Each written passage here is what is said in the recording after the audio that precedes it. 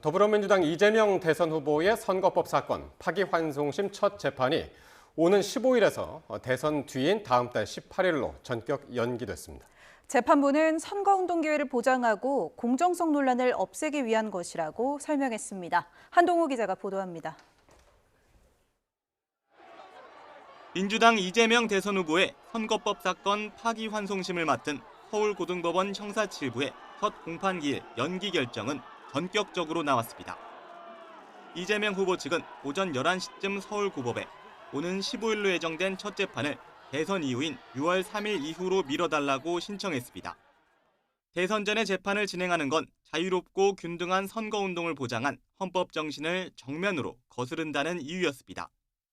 서울고등법원은 선거운동 기간인 15일에 공판기일을 지정해 후보의 자유로운 선거운동을 방해하고 있습니다.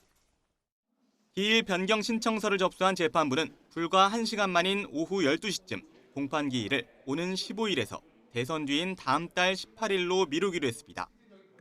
이 후보 측도 미처 예상하지 못한 어느 때보다 신속한 판단이었는데 구체적인 이유와 경고도 남겼습니다.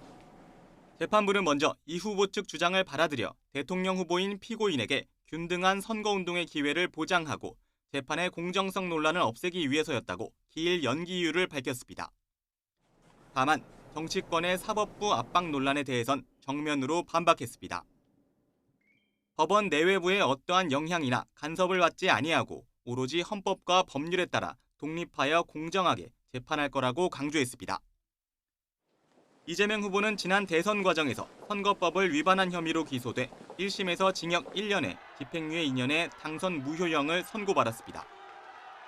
하지만 2심에서 무죄가 내려졌고 대법원은 다시 유죄 취지로 사건을 서울고등법원으로 돌려보냈습니다. 이후 서울고법도 기록 송부 당일 오는 15일로 첫 기일을 잡으며 속전속결로 재판이 진행되는 것 아니냐는 관측이 나왔지만 재판부의 이번 결정과 민주당의 공직선거법 개정 추진 등으로 파기환송심 결과와 시점 모두 예측하기 어려워졌다는 분석입니다. YTN 한동우입니다. 이재명 후보는 선거법 파기환송심 첫 공판이 대선 뒤로 미뤄지자 합당한 결정이라며 환영의 뜻을 밝혔습니다. 당 차원에선 나머지 재판들도 기일을 연기해야 한다며 사법부 압박을 이어가고 있습니다. 보도에 황보혜경 기자입니다. 경청 투어 일정으로 전북 전주를 찾은 민주당 이재명 대선 후보. 고등법원의 파기환송심 연기 결정은 당연한 결정이라고 평가했습니다. 대선은 국민의 주권을 행사하는 가장 중요한 시기인 만큼 재판의 방해를 받아선 안 된다는 겁니다. 지금은 국민 주권을 실현하는 시기입니다. 법원이 이 헌법 정신에 따라서 당연히 해야 될 합당한 결정을 했다고 생각합니다. 민주당 선거대책위원회도 공정선거를 위한 최소한의 조건이 갖춰졌다며 환영의 뜻을 밝혔습니다. 다만 이 후보의 남은 다른 재판들도 모두 대선 이후로 연기해야 한다며 사법부를 향한 압박 수위를 끌어올렸습니다. 공직선거법 재판 외에도 여러 사건의 재판 기일이 잡혀 있습니다. 나머지 재판 역시 연기하는 것이 순리에 맞습니다. 앞서 이 후보는 대법원 선고를 조봉암 사법살인과 김대중 사형 선고에 빗대며 사법부를 직접 정조준했습니다.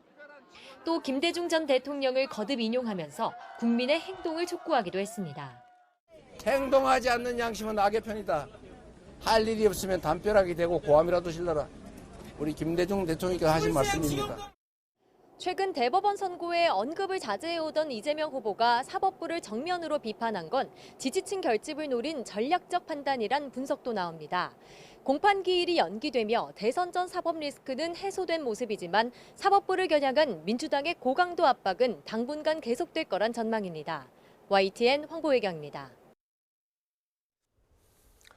이재명 후보의 파기환송심 재판은 미뤄졌지만 민주당은 각종 입법과 청문회에 속도를 내며 사법부 압박을 이어갔습니다. 피고인이 대통령에 당선되면 받고 있던 재판을 정지하도록 하는 법을 통과시키고 다음 주 조희대 대법원장 청문회도 추진한다는 계획입니다. 보도에 홍민기 기자입니다. 이재명 대선 후보의 파기환송심 첫 공판이 미뤄진 뒤에도 민주당은 사법부의 대선 개입을 차단하겠다며 관련 입법에 속도전을 펼쳤습니다. 먼저 법제사법위원회에선 피고인이 대선 후보로 등록할 경우 받고 있던 재판을 정지하도록 하는 형사소송법 개정안이 통과됐습니다. 헌법 84조에 따라 현직 대통령의 내란 외환죄 외의 형사재판이 중단된지를 두고 논란이 생기자 아예 법 적용 범위를 넓힌 개정안 통과를 추진한 겁니다. 대통령이 되어서 대통령이 취임하고 그 임기 종료시까지는 재판 절차가 정지되도록 하는 의무조항을 두었습니다. 공직선거법상 허위사실 공표죄 적용 대상에서 행위라는 개념을 삭제한 선거법 개정안도 상임위 문턱을 넘었습니다. 현행법은 가족관계나 직업, 경력, 행위 등에 관한 허위사실 공표를 금지하는데 이 가운데 행위의 허위사실 공표는 처벌하지 않게 하겠다는 겁니다. 앞서 대법원은 이재명 후보의 이른바 골프 발언과 국토부 협박 발언이 행위에 관한 허위사실에 해당한다며 유죄 취지로 판단했습니다. 민주당은 또 오는 14일 대선 개입 의혹 진상규명 청문회를 의결하고 조희대 대법원장과 대법관 전원을 증인으로 채택했습니다. 당 선대위 회의에선 조 대법원장이 유력 후보인 이 후보를 제거하려 사법살인을 시도하고 있다는 강도 높은 비난이 쏟아졌습니다. 대법원에 의한 대선 개입은 없을 것이라는 의사표시를 대법원이 직접 발표해야만 합니다. 민주당은 법관 탄핵 카드는 여전히 살아있다면서도 추진 여부와 구체적 시점 등은 추후 검토하겠다며 사태 추이를 지켜보는 기류입니다. 다만 일각에선 강경 일변도의 대응책들이 중도층의 반발을 불러올 수 있다는 우려도 나옵니다. YTN 홍민기입니다. 네, 앞서 계속 전해드렸었는데요. 국민의힘 김문수 대선 후보와 무소속 한덕수 예비 후보가 1대1로 만나서 후보 단일화 문제를 논의했지만 별다른 합의 없이 종료됐습니다. 그간 김 후보가 신속한 단일화 요구에 거리를 두며 당 지도부와 갈등을 빚어온 가운데 단일화 시점과 방식 등 합의가 이루어질지 주목됐지만 진전을 이루지 못했습니다. 취재기자 연결해서 자세한 내용 들어보겠습니다. 박광렬 기자, 자세한 소식 정리해 주실까요? 네, 김문수 후보와 한덕수 후보는 오후 6시 서울 종로구한 식당에서 배석자 없이 만나서 단일화 문제를 논의했습니다. 두 사람의 이 단일화 관련 회동은 지난 3일 김 후보가 국민의힘 후보로 확정된 지 나흘 만이었는데 어제 김 후보가 한 후보에게 직접 연락해 성사됐습니다. 단일화를 대선 후보 등록일인 오는 11일 이전에 할지 그리고 여론조사 등 방식 관련 타협점을 찾을지 관심이 쏠렸는데요. 1시간 20분 정도의 만남, 하지만 성과는 없었습니다. 한덕수 후보 캠프 이정현 대변인은 회동 뒤 기자들과 만나 특별히 합의된 사항이 없다라고 전했습니다. 이 단일화 시한 등을 놓고 이견이 있었는지 질문에는 그런 내용 자체가 없었다라고 설명했습니다.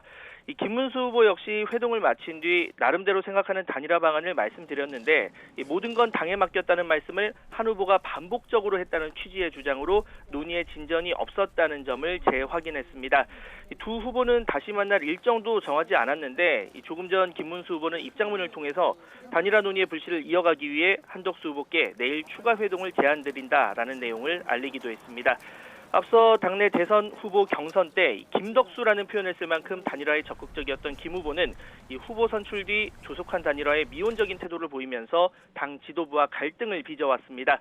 어제는 당이 후보를 끌어내리려 한다며 대선 후보로서의 일정을 전격 중단한다 이렇게 선언을 했고 또 오늘 오후 의원총회에도 불참했습니다. 이 만남에 앞서 한덕수 후보는 긴급 기자회견을 열었습니다. 이 단일화가 이뤄지지 않는다면 대선 본 후보 등록을 하지 않겠다고 사실상 배수진을 쳤는데요. 이 TV토론과 여론조사 등 단일화 세부 방식은 무엇이든 응하고 승복하겠다고 이 김 후보 측의 빠른 단일화 합의를 압박했습니다. 이 권영세 비상대책위원장 역시 11일까지 단일화가 이뤄지지 않는다면 사퇴하겠다고 공언한 바 있는데요. 이번 회동이 사실상 빈손으로 막을 내린 가운데 국민의힘은 현재 의원총회를 열어서 단일화 관련 의견을 논의하고 추가 대응책도 모색하고 있습니다. 앞서 권성동 원내대표는 모두 발언을 통해서 오늘부터 단일화 촉구 단식에 돌입하겠다며 이 동료 의원들을 향해서 이제는 행동할 시간이다라고 호소했습니다. 앞서 국민의힘은 오늘 전 당원을 대상으로 김문수, 한덕수 단일화 관련 찬반과 함께 또 선호하는 단일화 시점을 물었습니다. 얼마나 많은 당원이 참여했고 또 어느 정도 단일화 그리고 후보 등록 전 단일화에 공감했는지가 주요 변수로 꼽혔는데 조금 전 신동욱 수석 대변인은 기자들과 만나서 이 내용을 전했습니다.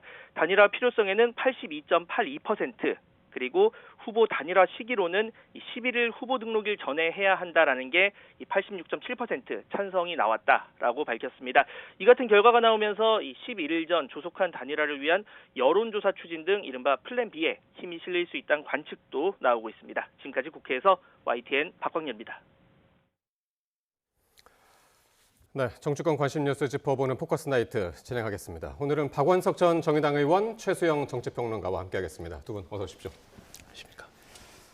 예, 정말 역동적인 하루였습니다. 자, 오늘 이 내용을 가지고 이제 정리를 해볼 텐데, 먼저 오늘 저녁에 김문수, 한덕수 후보 간의 단일화 협상이 결렬이 됐습니다. 두 사람은 저녁 6시부터 1시간 15분가량 배석자 없이 1대1로 만났는데요. 소득이 없었습니다. 오늘 낮에 있었던 한덕수 예비 후보의 긴급 기자회견과 또 회동 이후 김문수 후보의 발언 먼저 듣고 오겠습니다. 저는 단일화의 세부 조건에 아무런 관심이 없습니다. 전혀 없습니다. 단일화 절차 국민의힘이 알아서 정하시면 됩니다. 저는 응하겠습니다. 아무런 조건 없이 응하겠습니다. 이것이 저의 원칙입니다. 정치적인 줄다리기는 하는 사람만 신나고 보는 국민은 고통스럽습니다. 도리가 아닙니다. 그런 짓 저는 하지 않겠습니다. 단일화가 이루어지지 않으면 저는 대선 본후보 등록을 하지 않겠습니다. 모든 것은 당에 다 맡겼다.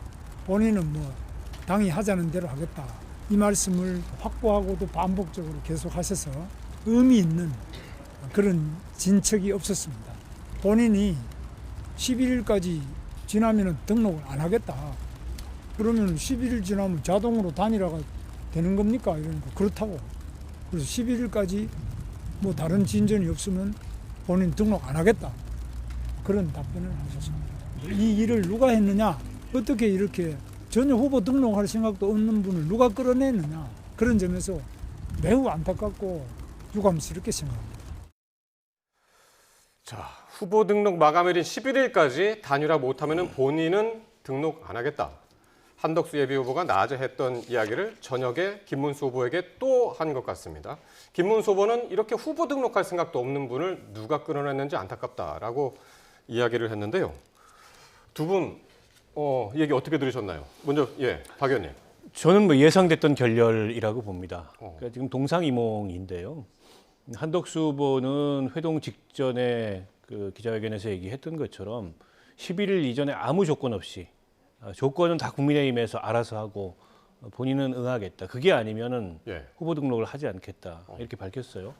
반면에 이제 김문수 후보는 정확하게 본인 속내를 얘기하지 않았지만 5월 1일 날 경선이 끝난 이후에 지금까지의 모습으로 미루어 봤을 때 그렇게 서둘러서 끌려가듯이 혹은 등 떠밀리듯이 단일화를 할 생각이 없는 것 같아요. 아마도 김문수 후보가 단일화를 안 하겠다는 얘기를 본인 입으로 하지는 않겠지만 적어도 5월 11일 이전에 그렇게 서둘러서 단일화를 할 생각은 없는 것 같습니다. 일단 시점에 대해서 이견이 굉장히 크고요. 그리고 한덕수 후보는 모든 것을 당에 맡기겠다라고 얘기하지만 김문수 후보의 반응은 내가 당이다. 당무 우선권을 내가 가졌다. 저랑 상의를 하시면 된다. 이렇게 이제 입장을 밝혔거든요. 그런 어떤 이 단일화의 주도성, 주체 여기에 있어도 상당한 간극이 있기 때문에 오늘 저 회담에서 뭔가 결론이 내려지기는 애초부터 어려웠던 이제 그런 회담이었고 김문수 후보 입장에서는 그저께 선출됐는데 내일 모레까지 단일화를 끝내라라는 거는 사실상 후보 단일화가 아닌 후보 교체를 당의 주류 세력들이 기득권 세력들이 압박하고 있다.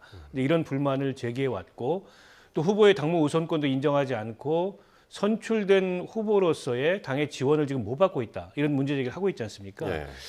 저는 그 단일화 여부와 관계없이 김문수 후보의 그런 문제 제기는 즉기 타당하다고 생각합니다. 어쨌든 공직선거법상 후보로서의 지위를 갖고 당무 우선권을 갖고 있는데 그런 후보의 지위를 존중하는 모습이 현재까지 국민의힘에서 나타나지 않은 건 사실이고요. 당 지도부를 포함해서 당의 의원들이 선수별로 입장을 낸다든지 김문수 후보를 찾아가서 압박을 한다든지 어쨌든 한덕수 이 당 바깥에 있는 후보의 단일화에 매달리는 전적으로 거기에 모든 것을 거는 모습을 보여왔거든요.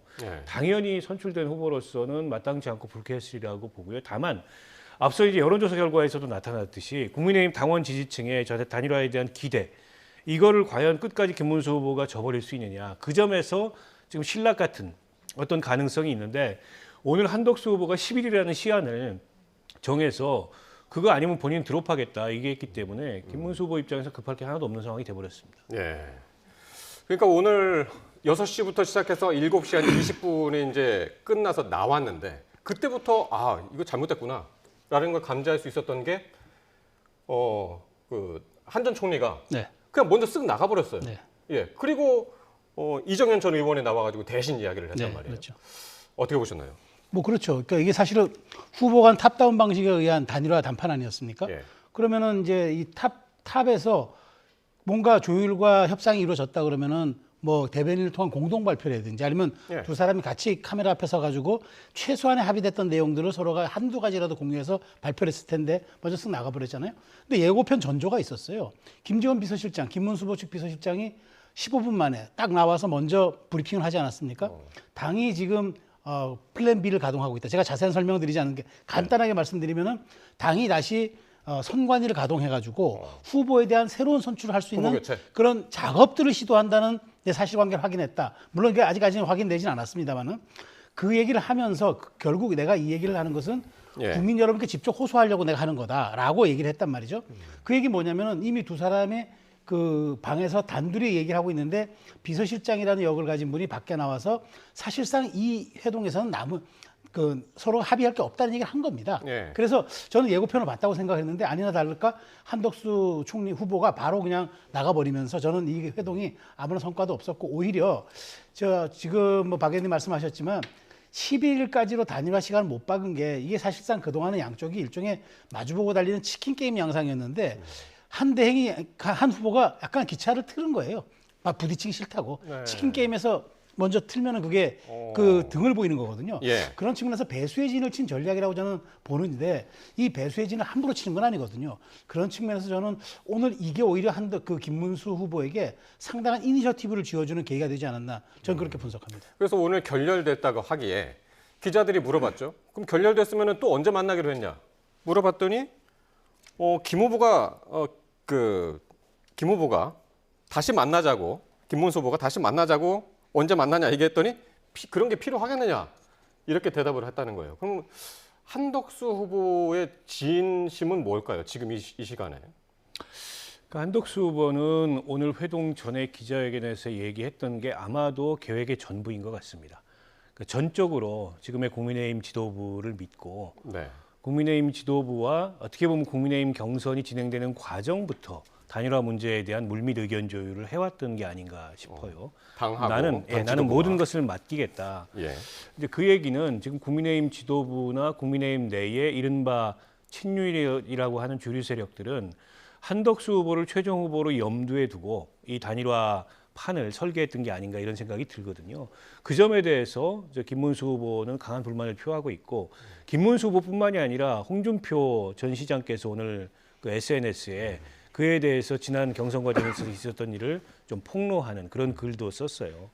그리고 나경원 의원이라든지 뭐 안철수 의원이라든지 예. 조금 강도는 다르지만 비슷한 불만을 제기를 하고 있거든요. 예. 아마도 한덕수 후보가 이 단일화 국면을 혹은 이와 관련된 갈등을 오늘 얘기했던 그걸 넘어서서 본인이 뭔가 주도적으로 타개해 나갈 어떤 보관이나 계획을 갖고 있느냐. 제가 보기엔 그런 게 없는 것 같습니다. 그냥 국민의힘 지도부에만 맡기겠다. 만약 11일까지 교착 상태가 해소되지 않으면 한덕수 후보는 더 이상 나아갈 힘이 없어 보이고요. 예. 앞서 이제 우리 최시영 평론가께서도 등을 보였다 얘기를 했는데 링에서 등 보이면 끝나지 않습니까? 그 순간에 그 게임은 지는 건데 오늘 한덕수 후보는 배수진을 치고 어떻게 보면 결기를 보였다 이렇게 생각할 수도 있지만 예. 이게 이 정치적 문법으로 보면 약점을 드러낸 거거든요. 그러면 김문수 후보 측에서는 안 그래도 그런 의심을 하고 있었는데 11일까지 계속 밀당하면서 놔두면 제풀에 그냥 포기하겠구나 이런 인상을 강하게 줬어요. 예. 여기는 어쨌든 김문수 후보를 포함해서 정치권에서 산전수전 다 겪은 이른바 아주 노련한 그런 선수들이 포진해 있는데 예. 오늘 그 한덕수 후보의 회견은 결기를 보였다기보다도 대단히 아마추어적인 그런 접근이 아니었나라는 생각이 듭니다. 보통 단일화 협상이 결렬이 되면은 어떤 그 지정한 날짜가 지나면 그럼 각자 후보로 나가는 거잖아요. 그렇죠. 원래는. 그렇죠. 그러면은 11일이 지나면 어떻게 되는 거냐고 그랬더니 그럼 자동으로 단일화가 되는 거냐 물었더니 한덕수 후보가 그렇다라고 얘기를 했다는 그렇습니다. 거예요. 네. 그러니까 이 얘기는 뭐냐면 사실 이게 제가 이제 흔히 우리가 얘기하는 정치적 근육이라는 게 하루아침에 생성되는 게 아니거든요. 최소한 저는 한 대행이 여기에 한 후보에 출마했다 그러면은 정치적 수사를 사용했었어야죠. 최소한 나는 끝까지 국민의 선택을 받아보겠다 예. 정도로 표현하면 될 일을, 그러니까 솔직하고도 담백하고도 결기 있는 답변했다고 본인은 생각한 것 같아요. 한 후보 입장에서는. 그런데 예. 그게 거꾸로 얘기하면은 시간 싸움을 서로 하고 있는데 시간에 대해서 미리 가이드라인을 준 거 아닙니까? 난 11일까지 단일화 안 되면은 후보 등록 안 하겠습니다라는 게 이게 굉장히 듣기에 따라서는 말하자면 준비가 안 됐다는 들릴 수도 있는 거예요. 그리고 최소한 본인이 대선이라는 곳에 출마했을 때는 비전과 명분 그리고 거기 완주하겠다는 본인의 어떤 의지까지도 같이 동반돼야 그것이 이제 그 세팅되는 건데 예. 김 후보 입장에서는 역공의 여지가 생긴 거죠. 아니 그러니까 바로 얘기를 하지 않습니까? 이런 분을 어떻게 어떤 분이 예. 이렇게 여기까지 나오게 했느냐. 후보 등록할 생각도 없는 분을 누가 끌어냈는지 안타깝다. 그 지점이 저는 김 후보가 오늘 직격을 한 거예요. 그런 측면에서 지금 당에서는 플랜 B를 가동한다고 하는데 자 과연 그러면 저렇게 법적 지위를 갖고 있는 그다음에 정통성을 갖고 있는 선출된 그 후보인 김 후보가 자의에 의해서 하는 한 이른바 컨틴전시 플랜, 이른바 비상계획이 있을 수 있을까? 지금 뭐 보니까 원로들도 단식하고 지금 상당 부분 압박하는 모습들을 보이고 있지만 이제는 거의 공이 김 후보의 선택에 넘어가는 그런 그런 지금 형국이 되어버려서 지금 국민의힘 입장에서는 참 이게 진퇴양난의 그런 시기가 아닌가 저도 참 안타깝게 봅니다 지금. 그러면 이제 김문수 후보 입장에서 한번 볼까요? 김문수 후보는 최종 후보로 선출되기 전에 단일화 의지를 강하게 드러냈단 그렇죠. 말이에요. 김덕수 얘기까지 하면서. 네. 그런데 그러면은 그 김문수 후보는 왜 지금 약간 입장이 변했을까요? 그 이유는 뭐라고 보세요? 그때하고 처지가 달라지고 지위가 달라졌지 않습니까? 그때는 경선 과정에서 당원들의 전략적 선택을 이끌어내기 위해서 이제 그런 선거 전략을 구사했습니다만 지금은 어쨌든 합법적으로 선출된 공당의 대선 후보고 민주적 정당성을 갖고 있습니다. 네. 단일화를 하더라도 내가 주도해서 단일화를 하겠다라는 게 김문수 후보의 정확한 입장이라고 봐야 될 것 같아요. 그러니까 김문수 후보 측에서도 이 시점에서 나는 단일화 할 생각이 없다 이렇게 얘기하면 경선 과정에서 약속을 지키지 않았다. 또 다른 이제 일종의 이제 배신자 프레임 이런 거에 걸릴 수 있잖아요. 절대로 김문수 후보는 단일화에 대해서 나는 부정적이다, 나는 하지 않겠다 이렇게 얘기 안 할 겁니다. 하겠다. 다만 이렇게 그 선출된 후보를 등 떠밀듯이 압박해서 당 지도부가 당무부 선권도 인정하지 않고 이런 건 온당치 않다. 그래서 당은 이제 지도부는 빠져라. 내가 주도해서 후보가 주도해서 단일화를 성사시키겠다. 이러고 오늘 모임도 제안을 한 거고 아마도 앞으로도 회동을 제안할 가능성이 있어요. 김 후보 입장에서는 지금 일종의 이제 칼자루를 잡았다. 이런 생각을 할 거기 때문에 훨씬 더 자신감 있게 국면을 주도하겠다 이런 생각이 있을 거거든요. 지금 국민의힘의 뭐 전직 원로 정치인들이나 당 지도부가 단식을 한다고 하는데 그게 뭘 위한 단식인 거죠? 사실은 국민의힘의 당원과 지지자들이 이 선출한 정당성이 있는 후보가 있습니다. 그 후보가 단일화를 안 하겠다는 게 아니고 단일화를 하되 그 단일화의 시점 방식에 대해서 어쨌든 선출된 후보가 주도성을 발휘하겠다 얘기하고 있는데 당신은 주도하지 말고 우리가 시키는 대로 해. 우리가 우리가 설정해 놓은 시점까지 무조건 단일화를 해야 돼라는 건 사실 후보직을 이 경선 과정에 전혀 참여하지 않았고 당원도 아닌 한덕수 후보한테 넘기자 이 얘기와 다르지 않거든요. 거기에 어떤 후보가 응할 수 있겠습니까? 그래서 저는 애초부터 국민의힘의 이 지도부나 혹은 국민의힘의 이 친윤이라고 하는 구주류 세력들이 이 단일화 문제를 너무 쉽게 생각했고 김문수 후보를 너무 쉽게 봤고 공당의 경선 절차라는 것을 굉장히 스스로 어떻게 보면 격화시키면서 상황을 잘못 관리했다 이렇게 생각합니다. 차기 만남을 언제 할 것인가? 아까 뭐 그런 게 필요하겠느냐? 한덕수 후보는 그렇게 얘기를 했다고 합니다마는 김문수 후보가 조금 전에 내일 다시 만나자. 그렇죠. 공개 제안을 했습니다. 주도권을 쥐었으니까요. 그리고 김 후보 입장에서는 오늘 당원 그 여론조사 하지 말라고 했잖아요. 했는데 실제 보면은 뭐 85대 한 15 정도, 그러니까 크게 분류하면은 굉장히 압도적인 거죠. 그러니까 그걸 알아요. 그러니까 아니까 당원의 뜻이 이러니까 내가 또 단일화 협상에 나서겠다 얘기를 하는 겁니다. 오히려 선제 역공을 하는 거죠. 지금 뭐 왜 당신은 사실상 경선 과정을 통해서 당원과 국민에게 공약을 한 거나 마찬가지인데 왜 공약을 안 지키느냐 하니까 공약 지키겠다. 그러니까 또 만나겠다라고 하는 겁니다. 그런데 11일이 지나면 후보 등록을 안 하겠다는 분과 단일화 협상 내일 또 만난다는들 김 후보가 또 할 수 있는 얘기가 뭐겠습니까? 그러니까 이제 정말 내일이 유의미하려고 그러면은 자, 그럼 한덕수 후보님 제가 이런 단일화 기준을 제시하는데 받으시겠습니까? 라고 해야죠. 그게 저는 내일 유일한 가능성이라고 보는데 예. 오늘 분위기를 봐서는 그 룰 세팅에 대해서 전혀 진전된 일이 없을 것 같아요. 그러니까 예. 내일 만나더라도 그럼 제가 뭐 금요일 토요일 양일간 이걸로 여론조사 한번 해보려고 하는데 예. 아니면은 제가 김 후보님과 뭐 이러이러한 방식으로 한번 단일화 해보려고 하는데 한 후보님 생각은 어떠십니까? 예. 최소한 이 정도가 돼야 뭐가 되는데 지금 김 후보가 얘기하는 거는 당신들이 이제 여론이 높다고 하니 내가 만나겠다.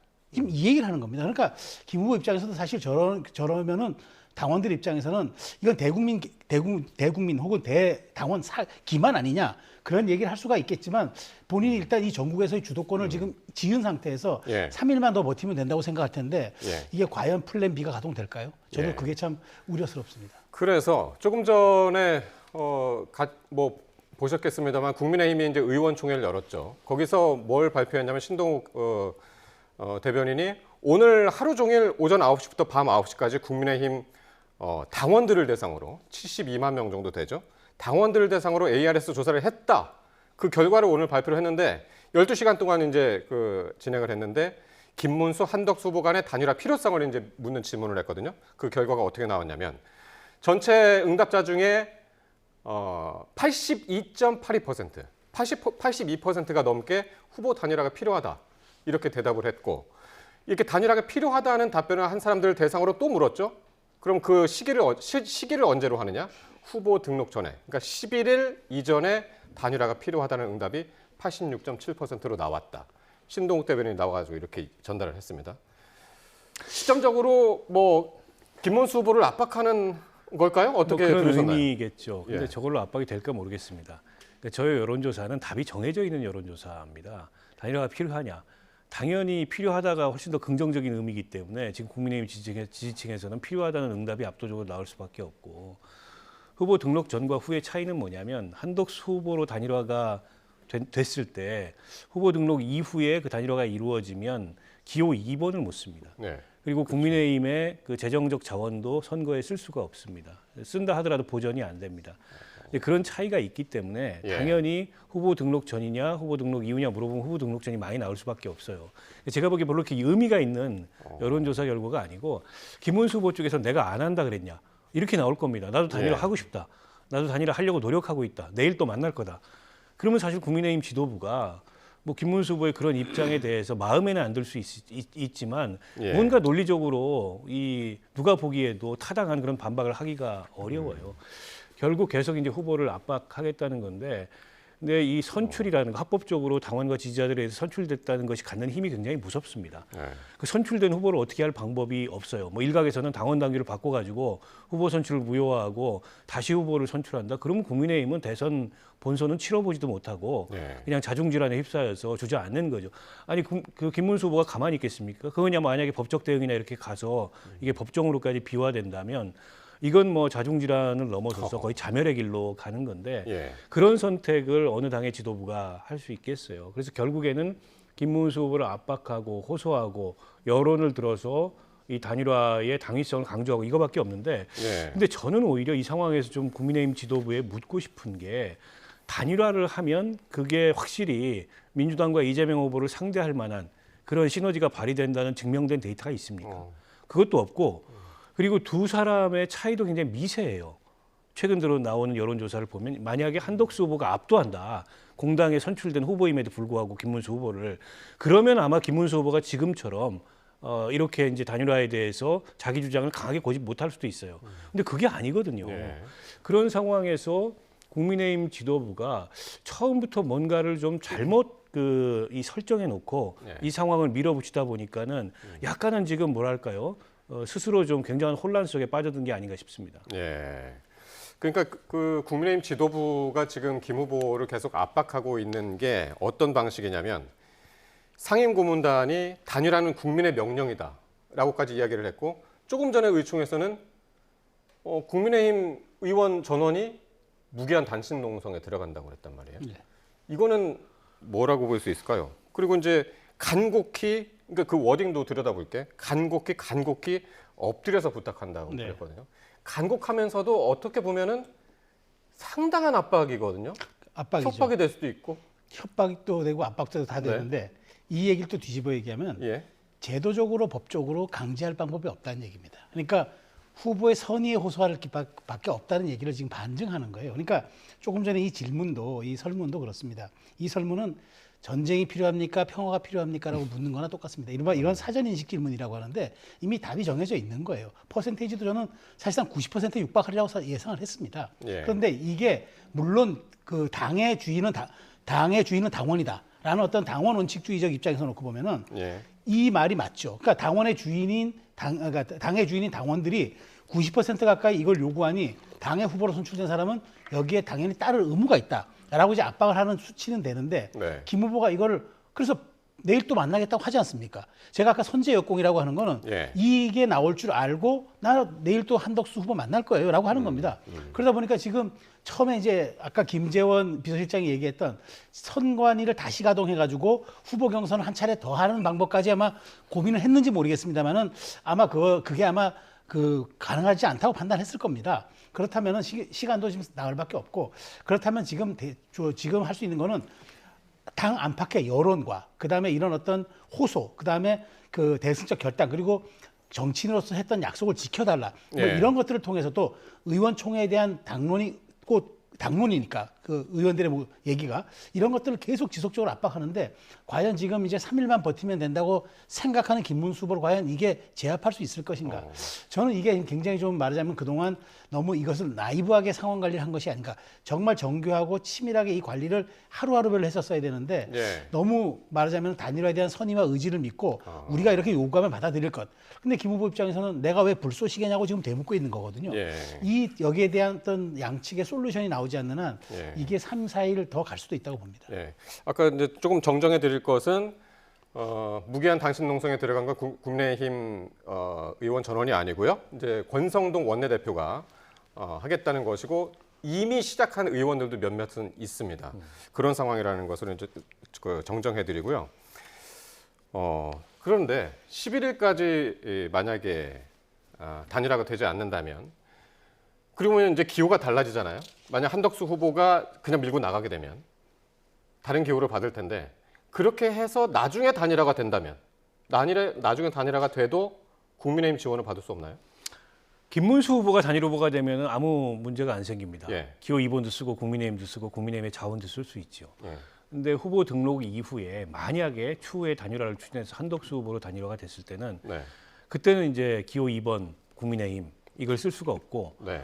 국민의힘이 한덕수 후보 측에 재정적 지원을 하더라도 그건 보전이 안 되는 돈입니다.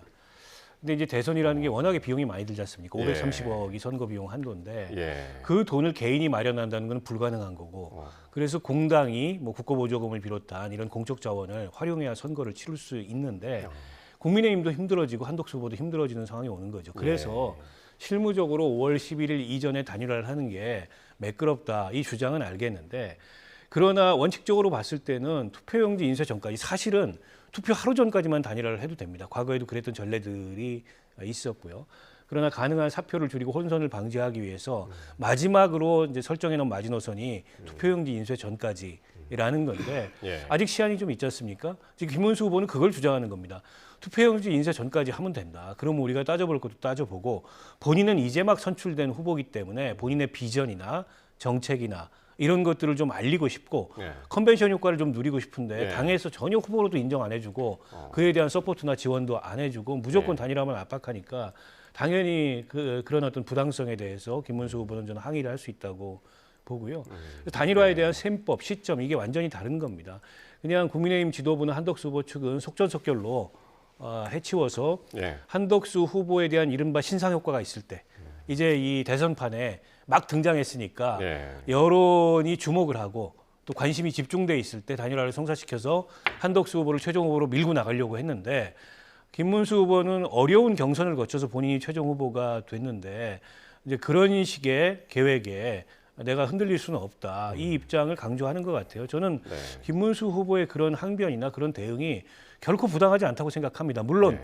김문수 후보도 부담은 있을 거예요. 왜냐하면 어쨌든 경선 과정에서 본인이 단일화를 약속하기도 했고 김덕수라는 그런 표현을 쓰기도 했고 지금도 국민의힘의 당원 지지층이 단일화에 기대감이 높기 때문에 계속 그와 이제 반대되는 행동을 했을 때 네. 정작 본선에서 지원을 못 받는 당이 이제 막 분열돼 가지고 선거를 치르는 이런 상황도 우려가 되잖아요. 예. 어떻게 보면 김문수 후보도 어떤 면에서는 실험대에 서 있는 건데 그러나 그렇다 하더라도 이게 뭐 후보를 정해놓고 밀어붙이는 식의 단일화는 응할 수 없는 거죠. 그 평행선처럼 이렇게 엇갈린 입장이 예. 지금도 여전히 유지되고 있는 상황이 아닌가 싶습니다. 예. 그러니까 후보 교체론 얘기를 한번 해보면 윤희숙 여의도 연구원장이죠. 여의도 연구원장이 김문수 후보가 단일화에 참여하지 않으면은 당원을 기망한 것이고 그래서 마땅히 후보를 교체해야 한다. 이게 뭐 당의 공식 입장인지 아닌지는 뭐 확인하고 이제 네. 낸 것은 아니지만 말이죠. 후보 교체 가능성은 어떻게 보시나요? 저는 그 전무하다고 봐요. 전무하다고 봐요. 왜냐하면 지금 그래서 혹시 몰라서 지금 전국위원회도 소집을 일단 해놓은 상태고 예고를 해놓은 상태고 그다음에 전당대회도 예고를 해놓은 상태인데 생각해 보십시오. 지금 이 당원 당규에 제가 알기로는 후보를 끌어내릴 수 있는 그러니까 말하자면 후보의 결격 사유가 이러이러한 게 발견될 때는 후보직을 박탈할 수 있도록 한다라는 구체적 조항이 없다는 겁니다. 그렇다면 여기 할 수 있는 거는 이제 신설하는 당원 당규 그러니까 전국위원회에서 뭐 또 다른 당원 당규를 만들면 되는데 만일 여기에 대해서 김문수 후보가 하루 직전이 그러니까 11일까지 후보인데 12일날 등록하면서 가처분 신청해 보십시오. 저는 방법도 되지 않습니다. 그리고 지금 방법이 있다면 왜 플랜 B를 가동하지 않겠습니까? 저는 그래서 혹시나 저는 이건 하나 있다고 봐요. 그러니까 이제 왜 명분도 부족하고 비판 요인은 있지만 일단은 한덕수 대행이 국민의힘에 입당을 하는 겁니다. 입당을 해서 입당을 해가지고 일단 그 국민의힘 후보로 기호 2번에 김문수 후보가 더 일단 뛰더라도 한덕수 대행이 계속 단일화를 그 김문수 후보 측에서 25일까지 열어놓겠다고 했으니까 당원의 자격으로 계속 협상의 여지를 열어놓는 거죠. 그렇다면 나중에 후보가 바뀌어도 기호 2번은 유지할 수가 있으니까 그런 측면에서 놓고 보면은 이게 과연 방법이 될지 모르겠으나 이런 것까지 고민한다 그러면은 다른 건 방법이 없다는 거예요. 그렇게 되면 한덕수 후보가 국민의힘에 입당을 하고 단일화를 나중에 한다. 그럼 기존에 경선에 참여했던 후보들은 어떻게 되는 겁니까? 제가 그랬잖아요. 명분도 부족하고 비판 요인이 대단히 많은데 지금 이게 말하자면 무소속 후보로 가 있다가 만일 단일화되면은 지금 박 의원님 말씀하신 대로 조직, 인력 아무것도 지원받을 수 없어요. 그러면은 그거는 사실상 단일화 안 한 거나 진배 없는 겁니다. 그게 국민 추대 후보라고 하는데 그러면 그 비용 400억 정도 되는 비용 누가 감당합니까? 그리고 선거운동 도울 수도 없고 말 한마디 할 수 없어요. 그러니까 이게 지금 아마 각종 경우의 수들이 지금 아마 그 국민의힘 전략팀에서 아마 백가쟁명식으로 나올 겁니다. 그런데 이걸 꺼내놓으면 이게 걸리고 저걸 꺼내놓으면 또 이게 걸리고 아마 이런 지금 상황일 텐데 결국 그러다 보니까 돌고 돌아 김 후보의 결단을 요구하는 뭐 단식이라든가 이런 쪽으로 가는 것 같은데 참 이게 정말 꼬이고 꼬인 상태라 이게 실타래처럼 얽혀 있습니다. 그러니까 기존 후보들이 얼마나 지금 민감하게 생각하는가 하면은 홍준표 전 시장이 이렇게 얘기했습니다. 경선 4강에 든 후보들은 최소한 2억씩을 냈고 경선에 든 비용이 한 50억은 더 될 건데 후보 교체할 거면 그 돈 다 변상하고 해라. 굉장히 이제 어떻게 보면 신경질적인 반응, 민감한 반응 이런 반응을 보였어요. 뭐 그렇더라도 틀린 얘기는 아니죠. 그러니까 다른 후보들은 애초에 컷오프 전 단계부터 시작해서 시간과 비용을 들어서 경선에 참여를 했고 그리고 그 경쟁을 뚫고서 후보가 선출이 됐는데 지금까지 진행된 거는 다 예선이었고 이제 진짜 결선이 남아있다. 그러니까 반장을 선출해냈고 옆 학교에서 전학 올지도 모르는 학생이 있으니까 그 학생을 반장으로 임명해야 되겠다 이런 거거든요. 부당하죠. 당연히 그 부당성에 대해서 누가 인정할 수 있겠습니까? 그런데 그 전학 오기로 한 학생이 진짜 경쟁력 있는 학생인지도 검증이 안 돼 있어요. 그러니까 그 옆에서 그냥 그 담임 선생님이나 교감 선생님들이 막 그렇게 밀어붙이는 거예요. 당연히 그에 대해서 받아들일 수 있는 그런 학생은 저는 없다고 보고요. 후보 교체 가능성 없습니다. 대한민국 정당사에 그런 일은 벌어지지 않았고 2002년도에 노무현 정몽준 후보 단일화 시절에 민주당 내에 후단협이라는 조직이 있었습니다. 그래서 노무현 후보가 선거 한 달 직전까지도 경쟁력이 안 올라오니까 정몽준 후보하고 단일화를 압박하는 그 후보 단일화 협의체가 구성이 돼서 노무현 후보에게 후보 단일화를 강력히 압박을 했어요. 근데 그때하고의 차이점도 뭐냐면 정몽준 후보도 그때 공당의 후보였습니다. 국민의당이라는 정당에. 예. 그래서 당대당 후보 단일화 경쟁을 한 거예요. 여론조사를 통해서. 근데 지금 한덕수 후보는 그것도 아닙니다. 심지어 저분은 얼마 전까지 대통령 권한대행이었고 애초에 출마 선언을 하고 나온 것 자체가 단일화를 보고서 단일화가 어떻게 보면은 목표이자 본인의 유일한 계획이었던 겁니다. 이게 일종의 무임승차죠. 그러니까 정도로 갔으려면은 이분이 진작에 대통령 권한대행 옷을 벗고 국민의힘 경선에 뛰어들어서 경선 과정에 참여했어야 됩니다. 그러니까 지난 대선을 돌이켜 보면 윤석열 전 검찰총장이 검찰총장의 옷을 벗고 국민의힘이라는 정당에 입당해서 경선을 치러가지고 후보가 됐어요. 때문에 외부에서 수혈한 후보이긴 하지만 최소한의 정당성이 있었단 말이에요. 근데 한덕수 후보 같은 경우에는 그 과정을 다 생략하고 이제 와가지고 무임승차하겠다 그러니까는 이게 과연 염치가 있는 일이며 정도냐.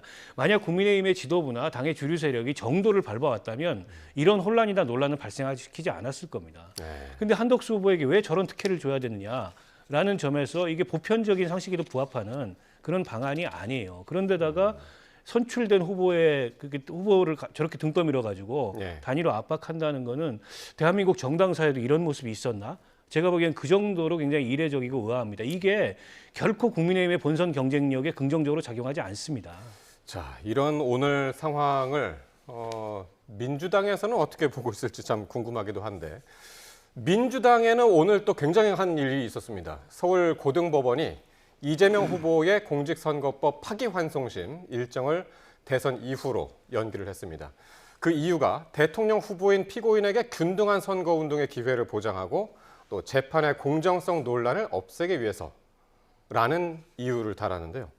요것은 오늘 어떻게 보셨는지 궁금하네요. 저 사실 민주당의 겁박이 먹힌 거죠. 사실 민주당이 전방위적으로 대법원장 탄핵에 고등법원 판사 3명 선제 탄핵 다 하겠다. 이렇게 협박하고 그다음에 협박을 넘어서 나중에 이제 뭐 그 법까지 다 바꿔가지고 일단 대통령이 당선된 다음에 모든 재판도 중지시키고 실제로 공직선거법에 대한 이재명 후보가 유죄를 받더라도 면소 판결이 날 정도로 전부 말하자면 거기에 대한 행위에 대한 그 조항도 다 빼버리겠다. 그러니까 이거는 사실 전방위적 압박이었는데 저는 법원이 어쨌든 뭐 굴복했는지 수용했는지 저는 안타깝지만 어쨌든 우리 헌법 제11조 1항이 모든 국민은 법 앞에 평등하다는데 그걸 허물었던 것 같아 매우 안타깝습니다. 그리고 우리 근대법의 정신이 어느 누구도 자기 스스로 자기 사건의 재판관이 될 수 없다라는 것이 근대법의 정신인데 이 근대법의 정신이 그럼 이재명 후보의 앞으로 재판은 누가 담당합니까?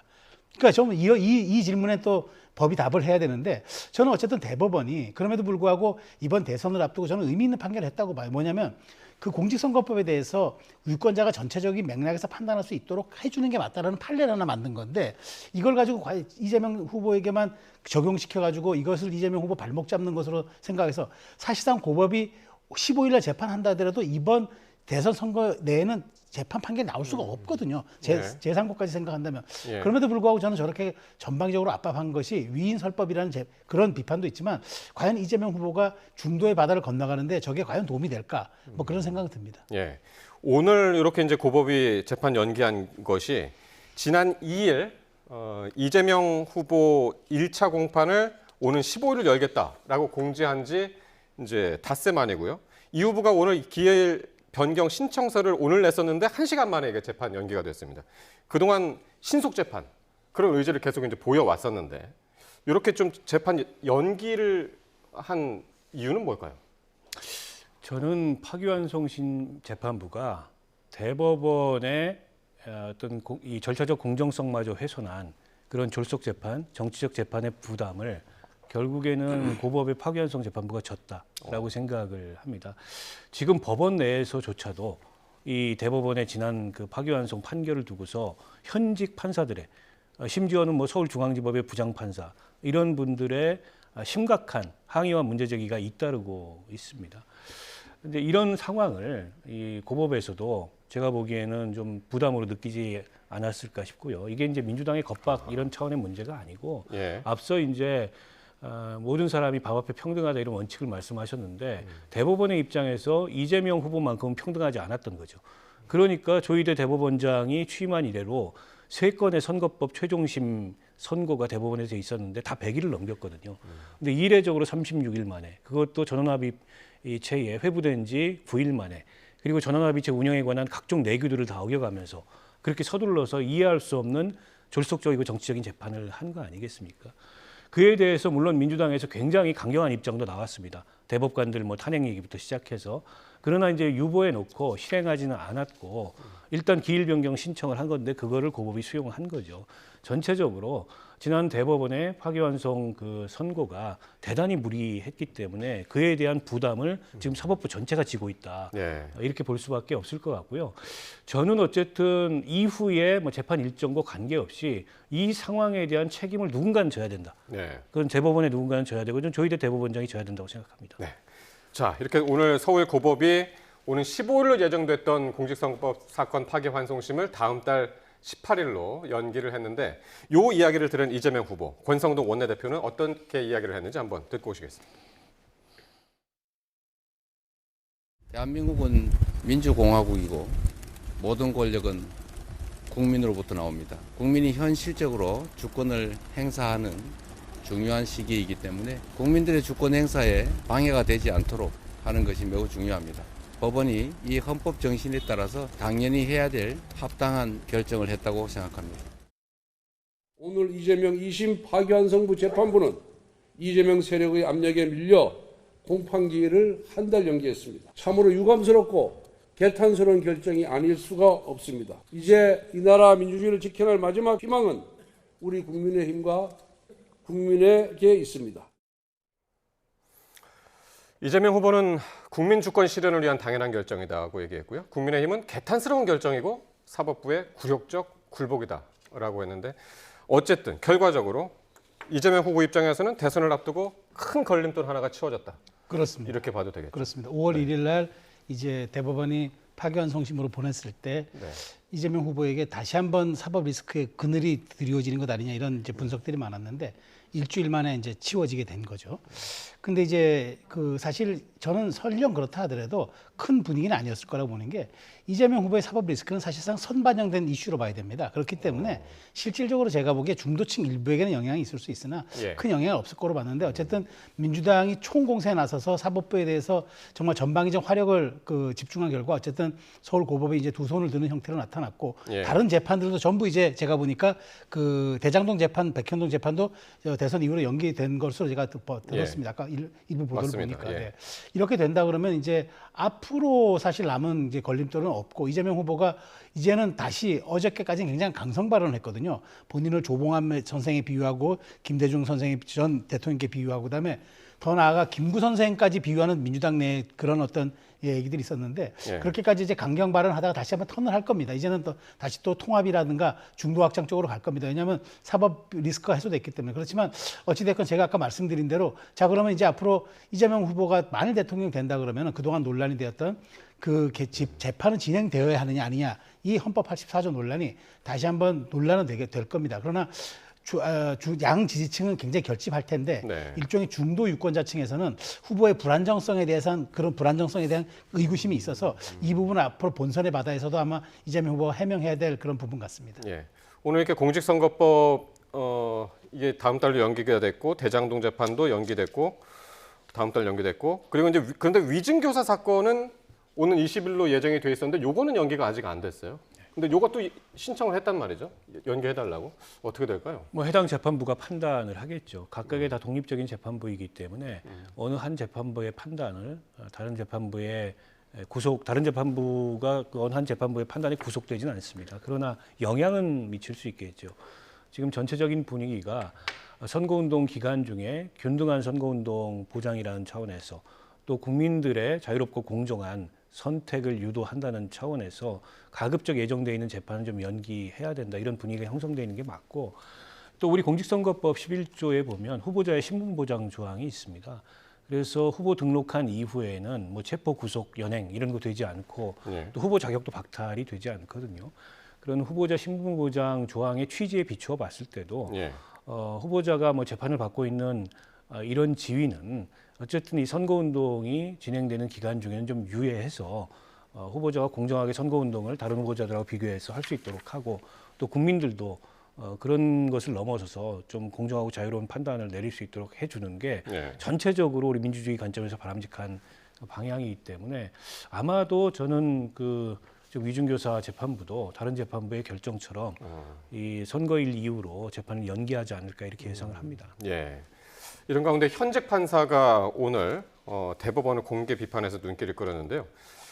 부산지법의 노행남 부장판사인데 법원 내부 통신망이죠. 코트넷에 이런 글을 썼습니다. 이러고도 당신이 대법관입니까? 라는 제목인데 정년 그 피고인의 몇 년 전 발언이 계엄령을 선포해서 온 국민을 공포에 떨게 한 전직 대통령의 행위보다 더 악랄한 것이냐라고 반문했는데 그러니까 쉽게 말하면 이재명이 윤 전 대통령보다 더 악랄한 것이냐 이거를 이제 대법원 안에 내부망에 이제 쓴 거란 말이에요. 근데 저는 이제 현직 판사가 이렇게 네. 공개적으로 대법원장을 비판하는 건 저는 온당치 않다고 봅니다. 설령 이 대법원이 최종적으로 판결했을 때는 그게 우리나라 판례가 되는 법이잖아요. 물론 왜 빨리 했느냐는 비판을 할 수 있어요. 그런데 생각해 보십시오. 만약 그렇게 빨리 했는데 상고 기각이 나갔다고 쳐봐요.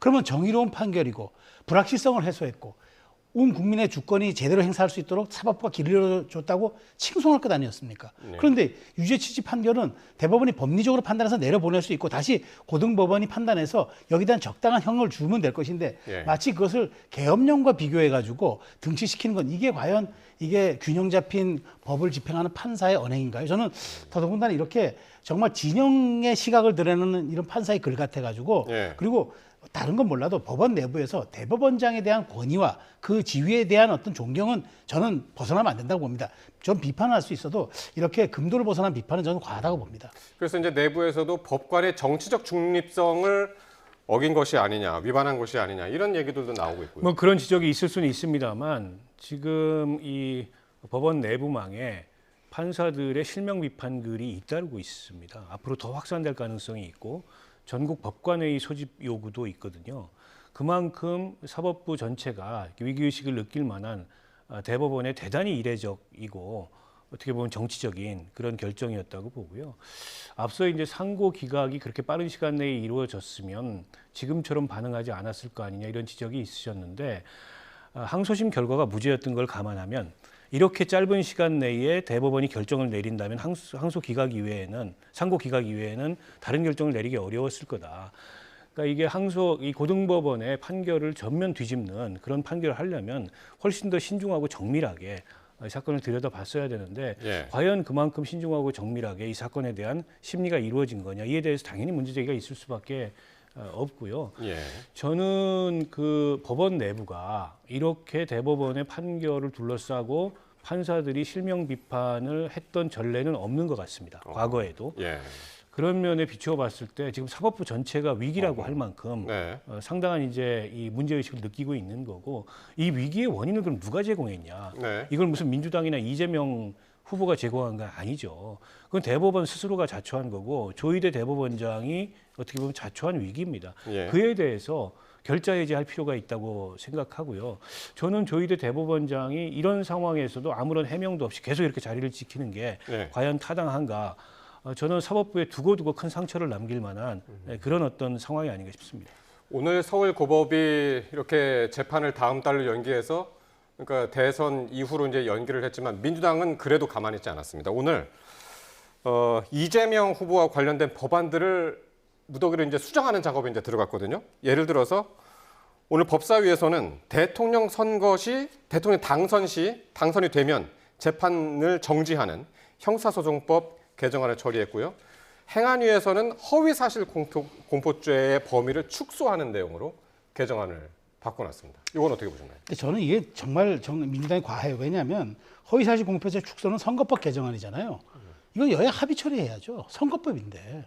그리고 정말 허위사실 공표죄는 여당뿐만 아니라, 그러니까 뭐 민주당뿐만 아니라 국민의힘 내에서도 문제가 있을 수 있다고 지적하는 분들이 있을 거 아닙니까? 그래서 합의 처리해야죠. 근데 왜 이걸 지금 처리합니까? 그러다 보니까 우리가 오얏나무 아래서 가끔 고쳐 쓰지 말라고 하는데 이재명 후보를 위한 위인설법이라는 비판이 드는 거고요. 그다음에 네.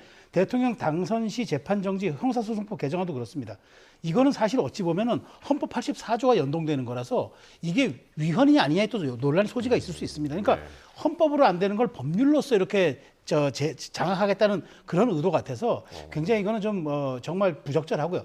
부적절을 떠나서 더더군다나 이건 이재명 후보가 아니었더라면 민주당이 이 법을 만들었겠습니까? 그러니까 그리고 이제 이재명 후보가 또 유력한 지금 대통령 후보에 당선될 수 있는 그런 유력 지위에 있는 사람이기 때문에 더더군다나 신중해야죠.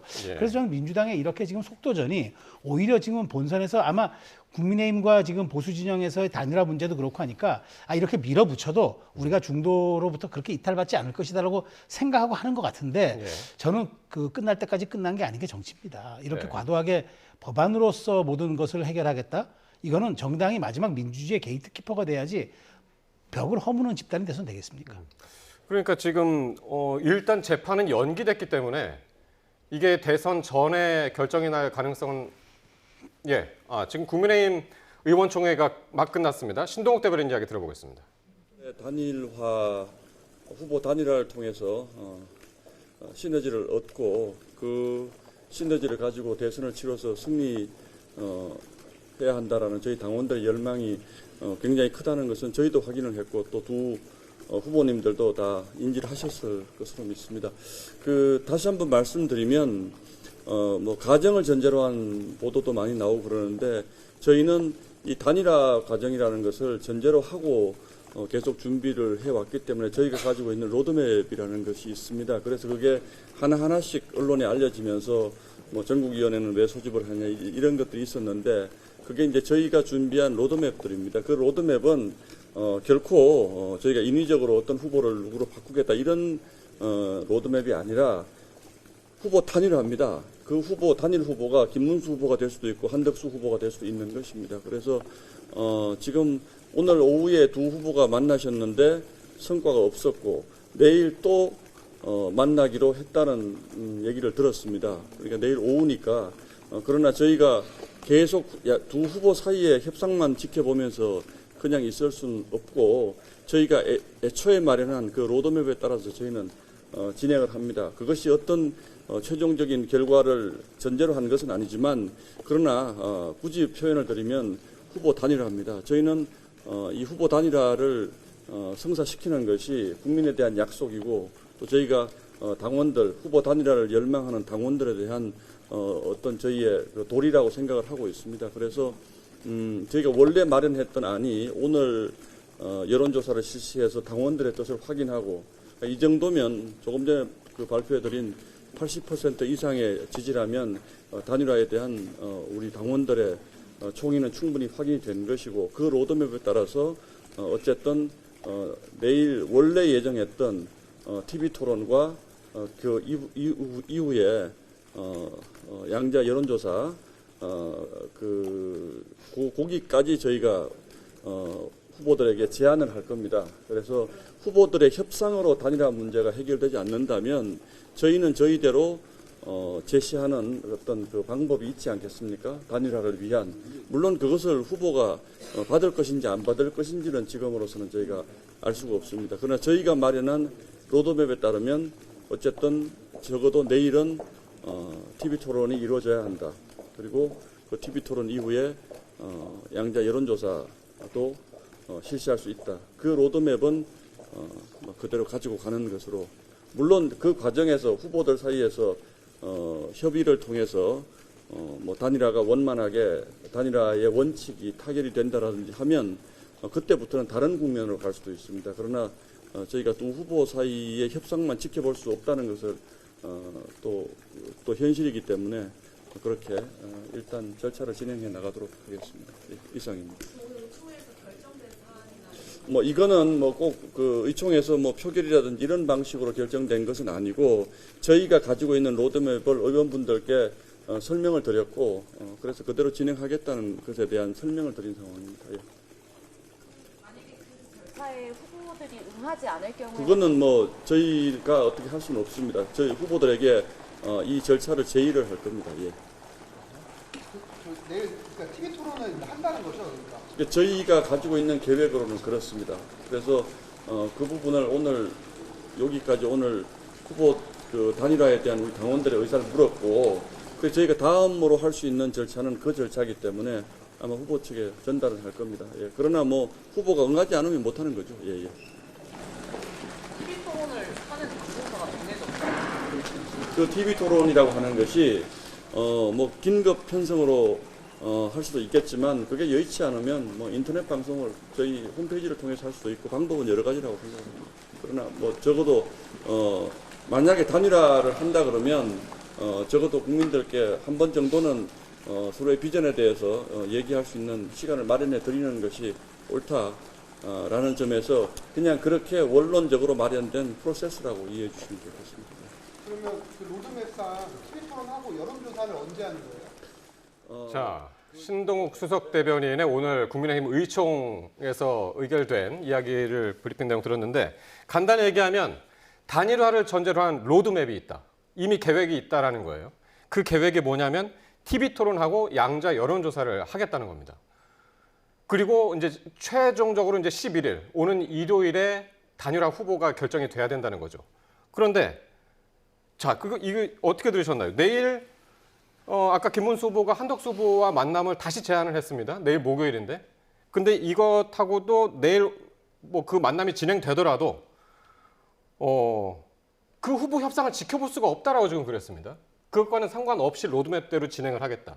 그럼 TV 토론을 어떻게 하겠다는 거죠? 글쎄 정확하게 무슨 말인지를 잘 모르겠습니다.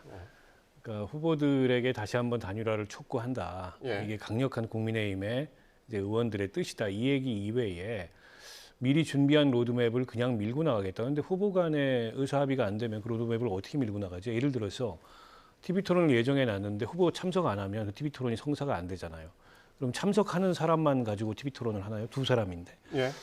그래서 제가 보기에는 이제 국민의힘 지도부들이 사실상 플랜 B가 없는 거죠. 결국 김문수 후보가 마음을 돌려서 이게 적극적으로 단일화 협상에 나서서 내일 중에 단일화 협상을 타결해 주기를 촉구하는 또 하나의 압박 정도로밖에는 이해가 안 되고요.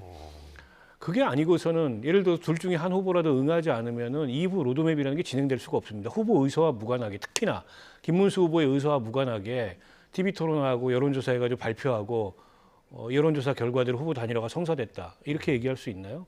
불가능한 얘기거든요. 그래서 저는 오늘 정확하게 뭐 국민의힘 의원총회에서 어떤 안들이 논의됐는지는 모르겠습니다만 네. 지금 대변인이 브리핑한 내용은 잘 이해가 안 됩니다. 기존 입장을 다시 한번 반복하는 것 이상의 다른 의미는 없어 보입니다.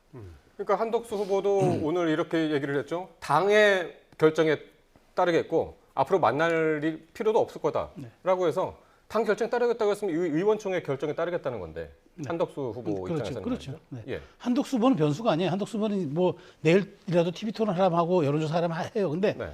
결국 돌고 돌아 김문수 후보의 선의에 기댈 수밖에 없는 거예요. 지금 당이 이 얘기를 한 건 뭐냐면은 김문수 후보가 로드맵을 제시하지 않고 단일화 방안을 얘기하지 않고 자꾸 만나겠다 하니까 룰 세팅을 그러면 당이 한 겁니다.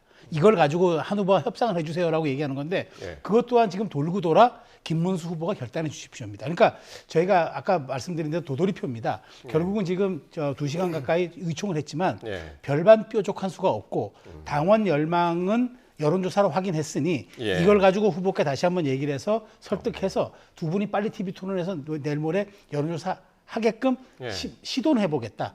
그거 이상 없습니다. 자, 이제 한덕수 예비 후보의 입장 나왔고요.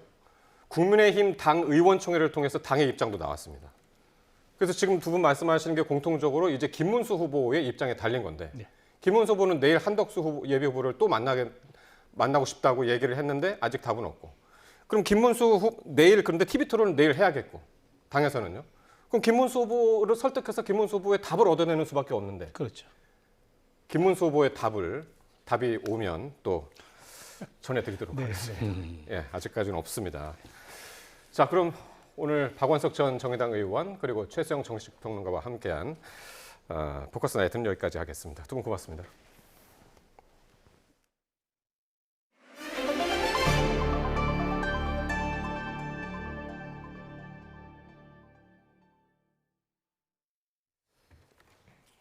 네, 국민의힘 김문수 대선 후보와 무소속 한덕수 예비 후보가 1대1로 만나서 후보 단일화 문제를 논의했지만 합의점을 찾지 못했습니다. 국민의힘은 현재 대응책 논의를 위한 의원총회를 진행했고요. 애초 TV 토론과 양자 여론조사 등 단일화 로드맵을 진행하겠다고 조금 전에 밝혔습니다. 파열음이 예상됩니다. 취재기자 연결합니다. 박정현 기자, 오늘 회동 결과와 현재 의총 결과 함께 전해주시죠. 네, 김문수 후보와 한덕수 후보는 오후 6시 서울 종로구 한 식당에서 배석자 없이 만나 단일화 문제를 논의했습니다. 오늘 회동은 지난 3일 김 후보가 국민의힘 후보로 확정된 지 나흘 만이었는데 어제 김 후보가 한 후보에게 직접 연락해 성사됐습니다. 단일화를 대선 후보 등록일인 오는 11일 이전에 할지 그리고 여론조사 등 단일화 방식의 타협점을 찾을지 관심이 쏠렸는데요. 1시간 20분 동안의 만남이 이어졌지만 별다른 성과는 없었습니다. 한덕수 후보 캠프 이정현 대변인은 회동 뒤 취재진에게 특별히 합의된 사항이 없다고 전했습니다. 단일화 시한 등을 놓고 이견이 있었는지 묻는 질문에는 그런 내용 자체가 없었다고 설명했습니다. 김문수 후보 역시 회동을 마친 뒤 기자들과 만나 나름대로 생각하는 단일화 방안을 말씀드렸는데 모든 건 당에 맡겼다는 말씀을 후보가 반복적으로 했다며 논의에 진전이 없었다는 점을 재확인했습니다.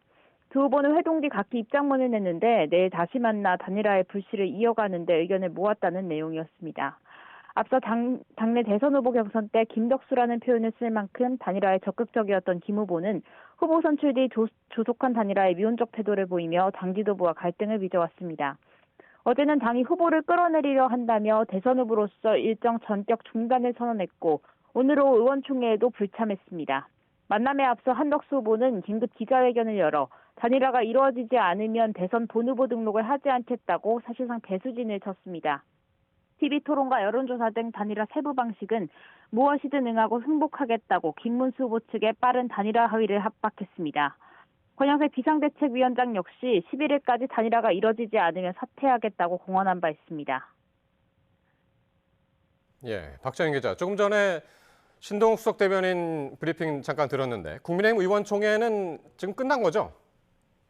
네, 그렇습니다. 김문수, 한덕수 두 사람의 이번 회동이 사실상 빈손으로 막을 내리자 국민의힘은 의원총회를 열어 후속 대책을 모색했는데요.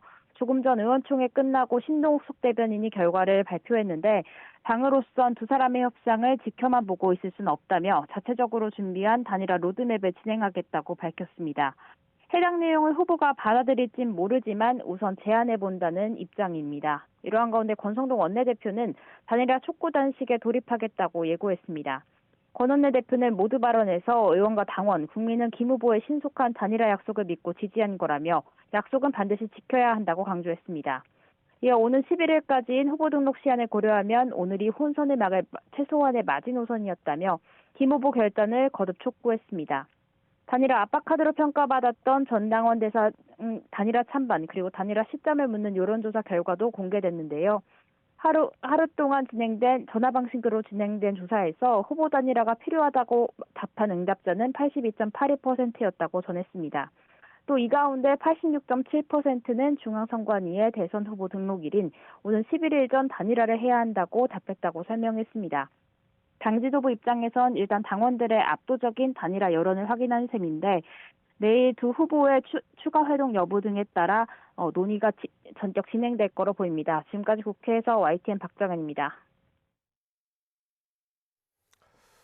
국민의힘 김문수 대선 후보에게 경선 1위 자리를 내줬던 한때 경쟁 후보들은 단일화 사태의 책임을 당 지도부로 돌리는 분위기입니다.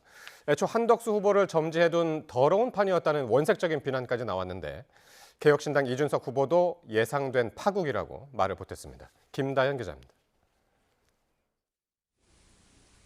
국민의힘 김문수 대선 후보와 경쟁했던 경선 탈락 후보들의 화살은 당 지도부를 향하고 있습니다. 이럴 줄 알았다, 자업자득이란 비판인데 홍준표 전 시장은 용산과 당 지도부가 합작해 한덕수 후보를 느닷없이 띄운 결과라고 맹비난했습니다. 홍 전 시장은 왜 김 후보만 비난하고 이른바 윤석열 아바타를 자처한 한 후보는 뭐라 하지 않느냐며 지도부는 역으로 이용당해도 할 말 없다고 쏘아붙였습니다.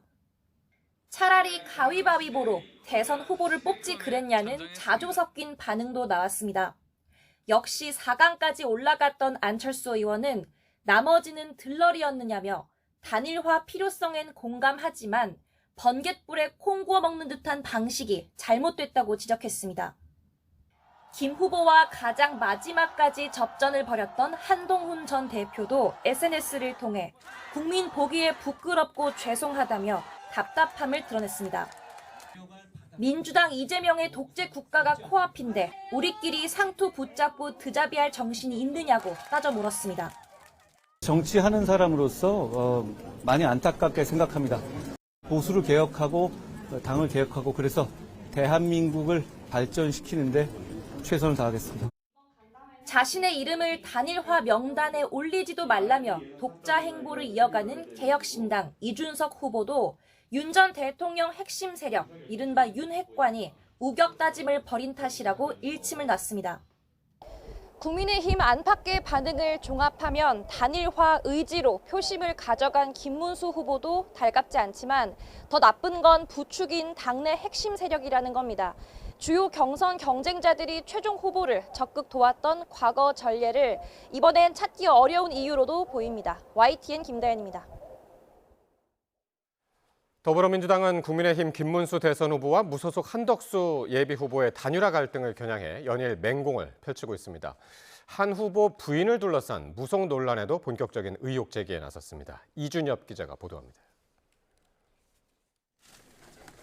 민주당은 내란 장관 출신 김문수 후보나 내란 총리 출신 한덕수 후보나 그 밥에 그나물이라며 단일화 갈등을 겪는 양측을 싸잡아 비판했습니다.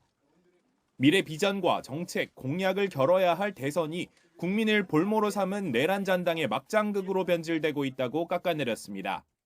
보수주의자들 중에서도 계엄은 옹호할 수 없다는 사람이 상당히 많습니다. 빅텐트도 의미가 별로 없고 단일화도 시너지가 날 수가 없을 거라고 저는 생각합니다. 민주당은 한 후보 배우자가 무속 전문가라는 일각의 의혹도 공개에 거론하면서 본격 공세를 예고했습니다. 한 후보 배우자가 도사에게 자문을 받았다거나 화가이면서도 관상이 어른거려 인물화는 그리지 않았다는 주장이 담긴 칼럼과 기사 등을 꺼내들었습니다. 무속에 심취한 대통령 부부가 나라를 쑥대밭으로 만들었는데 똑같이 무속 논란이 뒤따르는 한덕수 전 총리가 대선에 나오겠다니 정말 염치 없습니다. 앞서 해당 의혹을 제기했던 박지원 의원도 새빨간 거짓말이라는 한덕수 후보 반박에 나를 고소해서 진실을 밝히라고 재반박에 나섰습니다. 저하고 청와대에서 같이 일한 인연은 끝났습니다. 꼭 고소해서 함께 진실을 밝히는 것이 제2의 윤건희 무속공화국을 막는 길이다. 빅텐트 논의에 거론되는 새로운 민주당 이낙연 상임고문을 향해선 개헌연대가 아니라 내란연대라며 질타하는 목소리도 터져나왔습니다. 한때 그분께 기대를 가졌던 민주 시민들의 가슴에 커다란 대못을 박는 일입니다. 아무리 처지가 궁해도 그렇지 꼭 그렇게까지 해야 되는지 묻지 않을 수 없습니다. 민주당은 이른바 반이재명 빅텐트 단일화 논의의 결과가 어떻게 마무리되건 내란 종식에 초점을 둔 공세를 이어가겠다는 방침입니다. YTN 이준엽입니다. 더불어민주당 이재명 후보의 공직선거법 위반 사건과 대장동 재판이 모두 6월 대선 이후로 미뤄졌습니다. 이 후보는 출석이 필요한 모든 재판에 대해 기일 변경을 신청했는데 헌법 84조 논란은 더 가열되고 있습니다. 권준수 기자가 보도합니다. 민주당 이재명 대선 후보가 받는 재판은 모두 합해 5개입니다. 대법원에서 파기환송된 공직선거법 위반 사건과 대장동 개발 비리 사건, 그리고 위증교사 항소심 등입니다. 애초 공판기일과 준비기일이 모두 공식 선거운동 기간 안에 잡혀 있었습니다. 이 가운데 이 후보는 출석 의무가 있는 재판은 모두 기일 변경을 신청했습니다. 진행 중인 재판을 대선 뒤로 미뤄야 한다는 뜻으로 해석됩니다. 선거법 사건 파기환송과 대장동 사건 재판은 대선 뒤로 미뤄졌지만 위증교사 항소심도 기일이 조정될지는 현재로서 미지수입니다. 각 사건을 맡은 재판부가 독립적으로 판단을 내리기 때문입니다. 대통령의 불소추 특권을 규정한 헌법 84조를 둘러싼 논란은 더 가열되는 모습입니다. 민주당은 대통령 당선 시 재판을 정지하도록 하는 형사소송법 추진에 박차를 가하고 있는데 이에 법무부는 공식적으로 반대 의견을 냈습니다. 법무부는 의견서를 통해 대통령직이 자칫 범죄의 도피처로 전락할 수 있다면서 대통령에게 부여한 특권은 최대한 제한적으로 해석해야 한다고 강조했습니다. 선거법 사건 파기환송심이 대선 뒤로 미뤄지며 큰 변수는 사라졌지만 유력 대선 주자인 이 후보의 형사재판을 둘러싼 논란은 당분간 계속될 전망입니다. YTN 권준수입니다.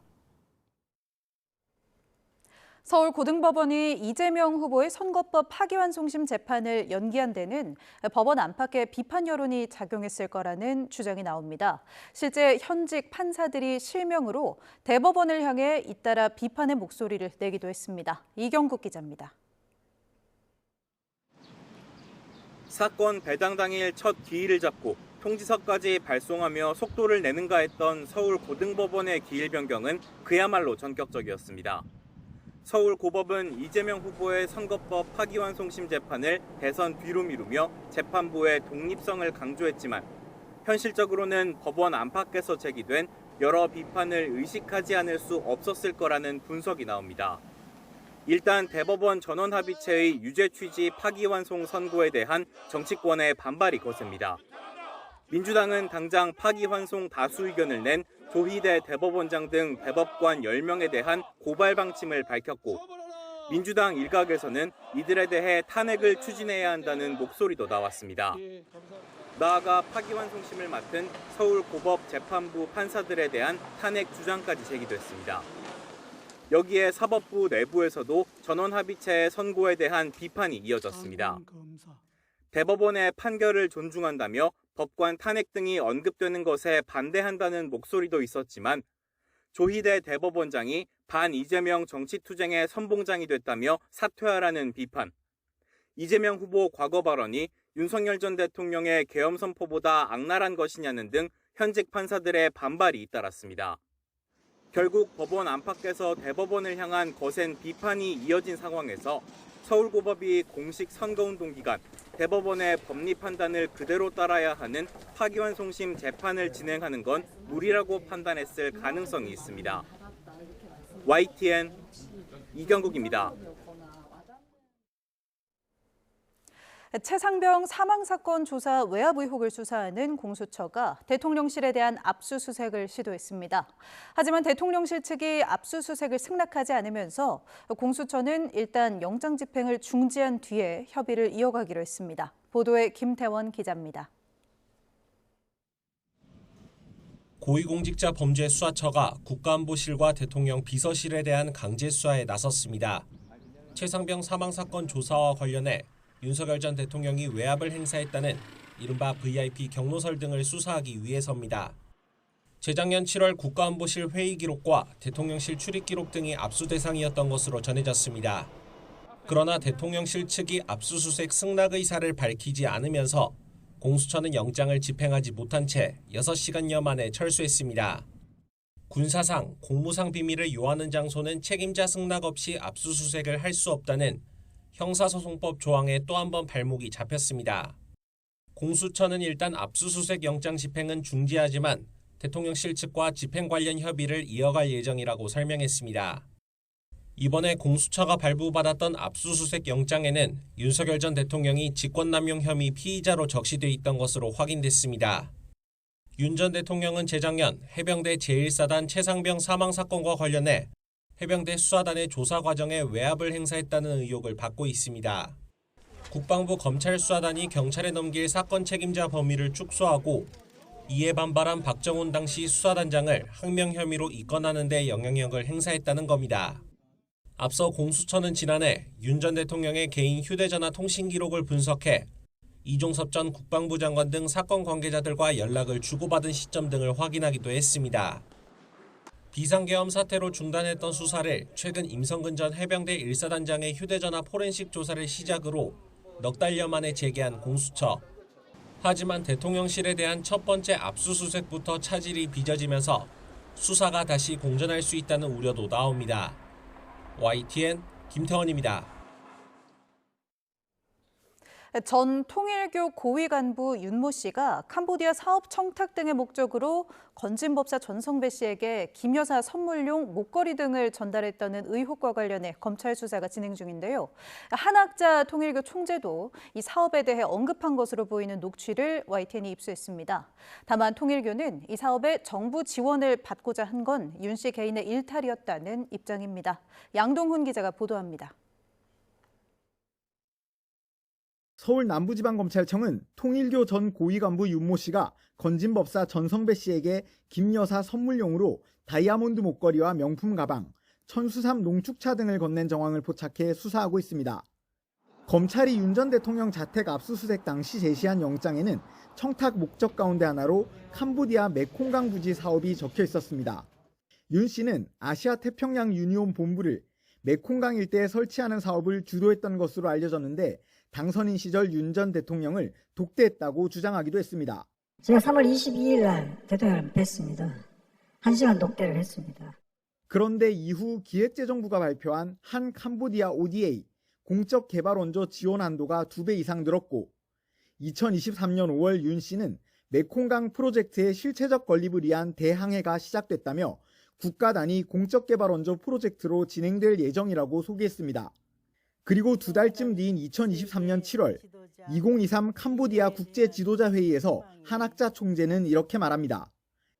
아시아 태평양 문명권 시대의 창설을 얘기하였습니다. 캄보디아의 훈센 수상의 적극적인 협조로 창설을 하였습니다. 행사 주최 측이 제공한 영어 자막을 보면 아시아 태평양 유니온을 창설했다고 좀 더 명확하게 적혀 있는데 윤 씨가 언급해온 사업과 같은 것으로 보입니다. 하지만 통일교 측은 이 사업을 공적 개발 원조를 통해 진행하겠다는 건 윤 씨 혼자만의 구상이었을 뿐 교단과는 관련이 없다는 입장입니다. 또 한 총재의 발언 역시 종교적인 구상을 언급한 것일 뿐이라며 통일교 차원에서 태스크포스를 꾸리거나 조직위를 만드는 등의 움직임도 없었다고 주장했습니다. 그러면서 윤 씨에게 문제가 있어서 교단에서 내보낸 상태라고 말했습니다. 그런데 지난 2월 윤 씨는 본인이 고소한 명예훼손 관련 재판에서 중앙 집권적인 통일교에서 자신은 한 총재의 아들과 같은 역할을 해왔다고 주장했습니다. 체력의 한계를 느껴 잠시 교단을 떠났고 한 총재로부터 건강을 회복하고 돌아오라는 격려까지 받았다고 말하기도 했습니다. 윤 씨는 검찰 조사에서도 모든 일은 한 총재의 결재를 받고 한 것이라는 취지로 진술한 것으로 알려졌습니다. 검찰은 윤 씨가 전 씨에게 김 여사 선물이라며 전달한 물건들의 자금 출처를 확인하고 있는 것으로 전해진 가운데 청탁 시도가 윤 씨의 개인 일탈인지 통일교 차원에서 조직적으로 이뤄진 것인지는 수사를 통해 밝혀질 전망입니다. YTN 양동훈입니다. 차기 교황을 선출하는 추기경단 비밀회의 콘클라베가 오늘 바티칸 시스티나 성당에서 시작됐습니다. 이 추기경단의 3분의 2 이상의 지지를 얻는 후보가 나올 때까지 비밀 투표가 이어지는데요. 엄격한 보안 속에 곧 첫 투표가 진행될 예정입니다. 네, 현장에 취재기자 나가 있습니다. 조수연 특파원. 네, 바티칸 성베드로 광장입니다. 예, 콘클라베 첫날 현장 분위기 어떻습니까? 네, 차기 교황을 선출하는 콘클라베가 오늘 이곳 시스티나 성당에서 막을 올렸습니다. 아침부터 바티칸에는 철통 보안이 이루어지면서 긴장감이 흐르고 있습니다. 이번 콘클라베에는 총 70개국 출신의 추기경 133명이 참석합니다. 추기경 선거인단은 3분의 2 이상, 즉 최소 89명의 지지를 얻는 후보가 나올 때까지 매일 비밀 투표에 참여하는데요. 개인 휴대전화를 밖에 둬야 하고 외부와의 접촉이 철저히 차단됩니다. 또 콘클라베에서 일어나는 모든 일을 영구적으로 비밀에 붙인다는 서약도 합니다. 첫날인 오늘은 이곳 시간으로 1시간쯤 뒤에 오후 4시 반에 한 번 투표를 하고요. 내일부터는 매일 오전과 오후에 각각 2차례씩 하루 4차례 투표하게 됩니다. 교황청 대변인은 첫 투표 결과를 오늘 저녁 7시쯤 알 수 있을 것으로 예상한다고 말했습니다. 이번 콘클라베는 전쟁과 이주민 문제 등 전 세계적으로 여러 위기와 분쟁이 이어지는 상황에서 가톨릭 교회의 방향성을 결정하는 중요한 분기점이 될 전망입니다. 프란치스코 교황의 유산을 계승하느냐 아니면 보수주의로 회귀해 전통적 가치를 회복하느냐가 관건입니다. 또 유럽 출신의 교황이 나올지 아니면 다시 한번 비유럽 출신이 선출될지도 관심입니다. 교황청 2인자죠. 파롤린 국무원장 그리고 독일의 뮬러 추기경 또 필리핀의 타글레 추기경 등이 현재 유력 후보로 꼽히고 있습니다. 네, 이 콘클라베는 투표 결과를 알리는 방식이 독특한 걸로 알려져 있는데 어떤 색깔의 연기가 피어오르는지를 지켜봐야 하는 거죠? 네, 그렇습니다. 검은색 그리고 흰색 연기 둘 중에 하나가 오늘 피어오를 예정인데요. 지금 제가 서 있는 성베드로 광장 뒤로 성베드로 성당 그리고 왼편으로 시스티나 성당이 위치해 있습니다. 시스티나 성당 지붕에 설치된 굴뚝에 시선이 집중되고 있는데요. 하루에 2번 이 굴뚝에 투표용지를 태워서 연기를 피우면서 결과를 알리게 됩니다. 오늘은 투표가 한 번이 진행되는 만큼 한 번만 연기를 피어 올리게 됩니다. 검은 연기가 올라오면 아직 교황이 선출되지 않았다는 뜻이고 흰 연기가 나오면 새 교황이 탄생했다는 뜻입니다. 오늘 저희가 현장에서 만난 시민들 가운데는 이 장면을 보기 위해 내일이나 모레 다시 성베드로 광장을 찾겠다는 이들도 많았습니다. 콘클라베 시작과 함께 보안 유지를 위해 성베드로 광장을 제외한 바티칸 대부분 지역에서는 휴대전화 통신도 제한되고 있습니다. 추기경들은 앞서 콘클라베 전에 비공개 회의를 이어가면서 서로를 알아가고 차기 교황의 정체성과 자질에 대해 공감대를 형성한 것으로 전해졌습니다. 교황청 대변인은 YTN에 아무도 결과를 예측할 수 없다고 전제하면서도 2일에서 3일이면 교황이 선출될 것으로 보고 있다고 말했습니다. 만약 사흘 동안의 투표에서도 교황이 선출되지 않으면 추기경들은 하루 투표를 중단하고 기도와 대화의 시간을 갖게 됩니다. 20세기 들어 열린 콘클라베는 평균 사흘 만에 결과가 나왔습니다. 2005년 베네딕토 16세와 2013년 프란치스코 교황 선출 당시에는 모두 이틀 만에 마무리됐습니다. 지금까지 바티칸에서 YTN 조수연입니다. 네, 전국 40개 의과대학이 유급과 재적 대상 의대생을 오늘 확정하기로 한 가운데 이 10,000명이 넘는 의대생들의 유급 가능성이 커 보입니다. 앞서 재적 처분을 피하기 위해 등록은 완료했던 의대생들은 학사경고 성격의 유급에는 별다른 움직임을 보이지 않고 있습니다. 보도에 백종규 기자입니다. 교육부가 전국 40개 의대 유급 재적 현황 조사를 마감하고 대상을 확정합니다. 유급은 학사 경고인데 유급이 누적되면 재적, 즉 의대생 신분을 잃게 됩니다. 정부가 이 같은 방침을 재확인하자 한 달 이상 무단 결석으로 재적 예정 통보를 받은 5개 의대 학생들이 일단 전원 복귀를 결정했습니다. 학사 경고 2차례 누적으로 재적 처분 예정이었던 충남대 의대 2사학번 70여 명도 역시 돌아왔습니다.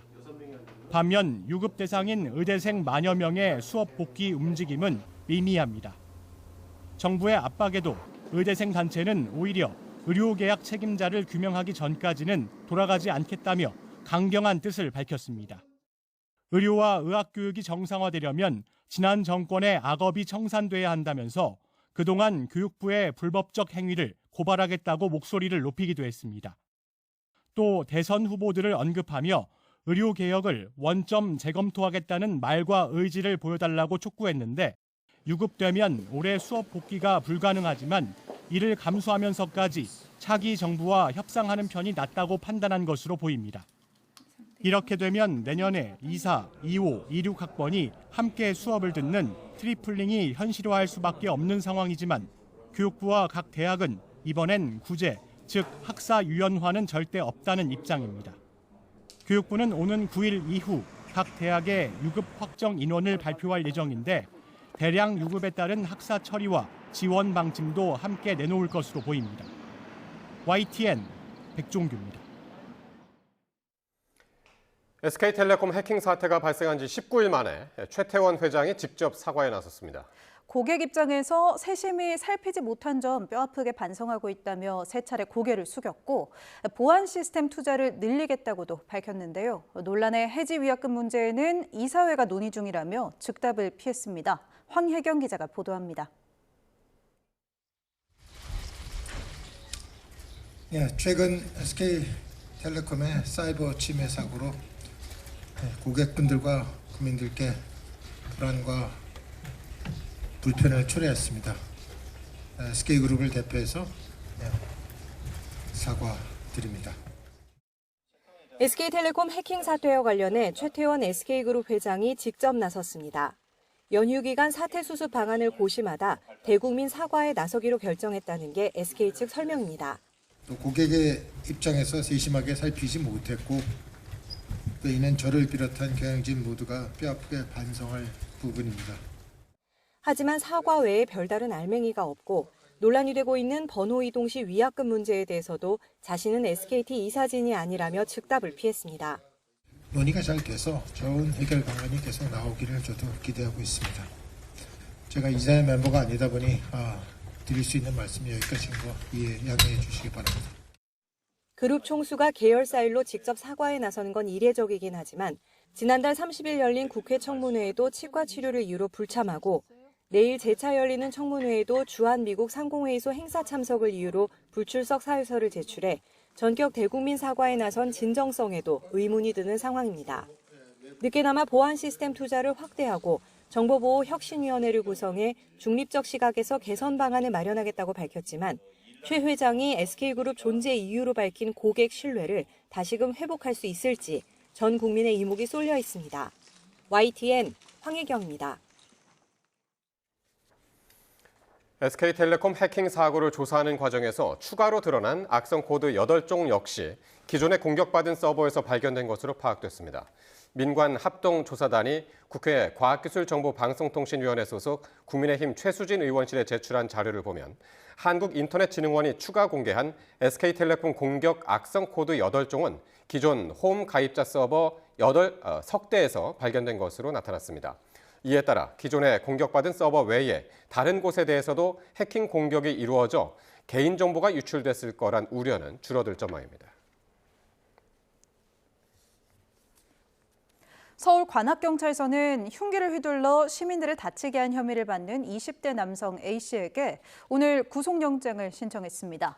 A씨는 어제 오전 10시 20분쯤 관악구 봉천동 식당과 버스 정류장 등에서 흉기를 휘둘렀고 4-5명이 가벼운 부상을 입었습니다. 범행 뒤 옷을 벗은 채 달아난 A씨는 범행 장소에서 멀지 않은 곳에서 경찰에 붙잡혔고 음주나 마약 등 정황은 발견되지 않았습니다. 경찰은 A씨를 상대로 구체적인 범행 경위와 동기를 조사하고 있습니다.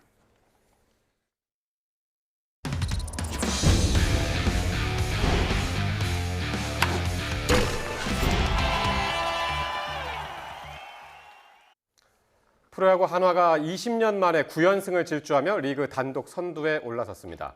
한화는 삼성과의 홈 경기에서 6이닝을 2실점으로 막은 문동주의 호투와 3안타 2실점을 올린 문현빈의 활약을 앞세워 10대6으로 대승을 거뒀습니다. 지난 2005년 이후 20년 만에 9연승을 달린 한화는 LG를 끌어내리고 리그 단독 선두로 도약했습니다. 롯데는 7과 3분의 2이닝을 1실점으로 막은 데이비슨의 호투와 석점 홈런을 쏘아올린 레이에스의 활약을 앞세워 SSG의 연승을 거뒀습니다.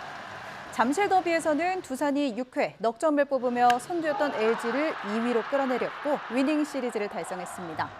목지훈이 프로 데뷔 첫 승을 거둔 NC는 KT 원정 3연전을 모두 쓸어담고 5연승을 질주했습니다.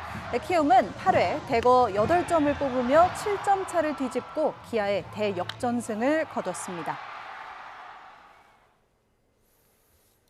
현영민 신임위원장이 이끄는 국가대표 전력강화위원회가 첫 회의를 열고 공식 활동을 시작했습니다. 전력강화위원회는 현 위원장을 포함해 김은중 수원FC 감독과 김도균 서울 이랜드 감독 등 모두 7명으로 꾸려졌습니다. 전력강화위는 내년 1월 사우디에서 열리는 23세 이하 아시안컵과 9월 나고야 아시안게임에 나설 23세 이하 대표팀 감독 선임 작업에 착수했습니다.